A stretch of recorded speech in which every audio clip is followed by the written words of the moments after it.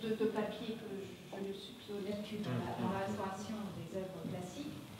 Il y a même... Très heureux d'être là d'abord pour le réaccrochage et puis surtout on va être heureux de faire connaître cette restauration, cette œuvre à toutes nos parties prenantes, toutes les personnes avec qui nous sommes en relation et on va évidemment se faire fort de valoriser cette restauration et le retour de l'œuvre dans les collections du musée. Ça s'inscrit dans le cadre d'un programme de soutien à la restauration qui a démarré en 1994 et qui a bénéficié à beaucoup de musées, y compris au Musée national d'art moderne. J'ai quelque peu l'habitude d'assister à des chantiers de restauration, mais je dois dire que celui-ci est d'une complexité folle et j'ai assez rarement vu en effet autant de personnes sur une telle œuvre. C'est très impressionnant parce que c'est une œuvre qu'on connaît bien et qui est iconique, y compris pour moi, visiteur du Musée national d'art moderne depuis très longtemps,